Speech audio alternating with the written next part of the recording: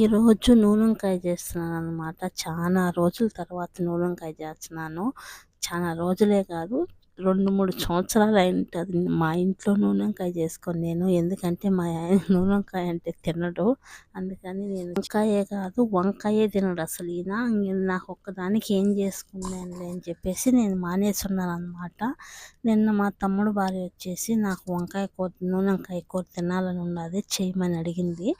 సరేలే అని చెప్పి చేద్దాం. నేను ఎలా చేసుకుంటానో అలాగే మీకు చూపిస్తాను. మీకు కానీ ఈ వీడియో నచ్చుంటే లైక్ చేయండి, షేర్ చేయండి, సబ్స్క్రైబ్ చేసుకోండి. మన ఛానల్ని ఎవరన్నా కొత్తగా చూసేవాళ్ళు ఉంటే ప్లీజ్ ఫాలో చేయండి, ఓకేనా. అలాగే వచ్చేసి పిరికుడు చెనిక్కాయ పప్పులు తీసుకున్నాను, 2 స్పూన్లు నువ్వులు తీసుకున్నాను, 1 స్పూన్ జీలకర్ర తీసుకున్నాను. అన్నీ బాగా ఫ్రై చేసుకున్న తర్వాత 2 స్పూన్లు కొబ్బరి, ఒక 10 తెల్లబాయలు, ఒక చిన్న అల్లం ముక్క, ఒక చిన్న నిమ్మకాయ సైజ్ అంత చింతపండు, అలాగే కొంచెం సాల్ట్, పసుపు, మిరప్పొడి, కొంచెం ధనియాల పొడి వేసుకొని మిక్సీలో మెత్తగా పేస్ట్ మాదిరి కొట్టుకొని పక్కన పెట్టుకోవాలన్నమాట. ఈ వంకాయలు ఏవైతే ఉన్నాయో ఒక అర్ధ కేజీ వంకాయలు తెచ్చిందనమాట మా మమ్మీ. మా పాపే తెచ్చింది వంకాయలు. అర్ధ కేజీ వంకాయలు వచ్చేసి మన ఇండియా డబ్బులు 120 రూపాయలు పడ్డాయి అన్నమాట. చూసారా, నీళ్ళల్లో ఉప్పు వేసుకొని ఈ వంకాయలన్నీ వేసి వంకాయలకి మధ్యలో 4 ఘాట్లు పెట్టుకోవాలన్నమాట. 4 ఘాట్లు పెట్టుకున్న తర్వాత వంకాయలన్నీ ఉప్పు నీళ్ళు వేసుకొని బాగా కలగరించుకొని, తర్వాత మనం ఏదైతే పేస్ట్ ఉందో మసాలా పేస్ట్ అన్ని వంకాయలు బాగా పట్టించుకొని పక్కన పెట్టుకోవాలి. తర్వాత ఒక బాణట్లు తీసుకున్నాను, 4-5 స్పూన్ల ఆయిల్ వేసాను అనమాట. ఆయిల్ వేసిన తర్వాత మన పోపు గింజలు, ఆవాలు, ధనియాలు గింజి, మెంతుల గింజి, జీలకర్ర, శనగబ్యాళ్ళు, ఉద్దిబ్యాళ్ళు అన్నీ వేసాను అనమాట.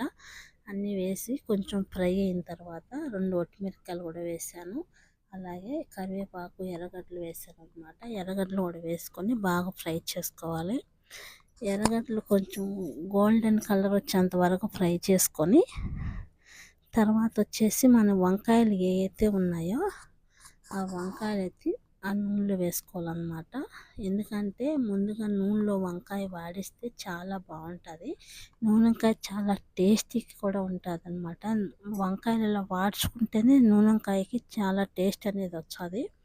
ఇలా అన్ని వంకాయలు ఏవైతే ఉన్నాయో ఇలా వేసేసుకొని నూనెలో బాగా కలిపెట్టుకొని ఒక ప్లేట్ మూసి పెట్టేసి ఒక 10 నిమిషాలు బాగా ఫ్రై చేసుకోవాలన్నమాట. ఫ్రై చేసుకున్న తర్వాత కలిపెట్టుకుంటూ ఉండాలి అడుగంటకుండా. ఎందుకంటే మసాలా ఉంది కాబట్టి అడుగంటకుండా కలిపెట్టుకుంటూ ఉండాలి. చాలా రోజుల తర్వాత చేశాను వంకాయ, ఎలా వస్తుంది ఏమనుకున్నాను. టేస్ట్ అయితే చాలా బాగా వచ్చింది, చాలా బాగా కూడా కుదిరింది అనమాట. మీరు కూడా ఇలా ట్రై చేయండి, చాలా బాగుంటుంది వంకాయ.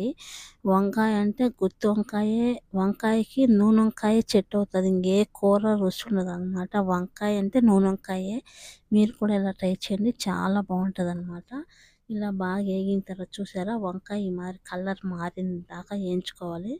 టమోటాలు నేనైతే 3 టమోటాలు తీసుకున్నాను. టమోటాలు కూడా వేసేసి మనము చూసుకొని బాగా వేగిన తర్వాత, టమోటాలు కూడా కొంచెం వేగిన తర్వాత మనకి వాటర్ ఎంత కావాలో అంత వాటర్ పోసేసుకొని, ఉప్పు చూసుకొని, కారం చూసుకొని, సరిపోకపోతే ఇంకొంచెం కారం వేసుకొని, మనకి ఎంత వాటర్ కావాలో అంత వాటర్ పోసేసుకొని మూత పెట్టుకొని అలా 10 నిమిషాలు వదిలేసామంటే చాలా బాగుంటుంది వంకాయ కూర. బాగా మంచిగా ఉడికిపోతుంది అన్నమాట. చూసారా, ఇలా అన్నమాట. చాలా మనకి ఎంత వాటర్ కావాలో అంత వాటరే పోసుకోండి, చాలా బాగుంటుంది. మన ఆయిల్ ఏదైతే ఉందో అది ఆయిల్ బయటకు వచ్చేంత వరకు సన్న మంట పెట్టి ఉడికించుకోండి, చాలా బాగుంటుంది. ఎక్కువ మంట పెట్టారంటే అడుగంటుతుంది అన్నమాట వంకాయ. సన్న మంట పెట్టి ఉడికించుకోవాలి. అలా ఉడికిన తర్వాత లాస్ట్లో కొత్తిమీర వేసుకొని, ఒక పిరికొడు కొత్తిమీర వేసుకున్నామంటే చాలా బాగుంటుంది. కొత్తిమీర వేస్తేనే కూరకు టేస్ట్ అనేది వస్తుంది అనమాట. ఇలా మూసి పెట్టుకొని ఒక 10 మినిట్ అలా వదిలేయడం అంతే. చూస్తున్నారు కదా వంకాయ ఎలా ఉడికిందో, చాలా బాగా ఉడికింది. టేస్ట్ అయితే చాలా బాగా వచ్చింది. అలాగే పైన కొత్తిమీర వేసేసుకొని ఇలా దింపేసుకోవడమే. వేడి వేడి రైస్ వేసుకొని తింటుంటే అబ్బా చాలా బాగా వచ్చింది. Okay, bye.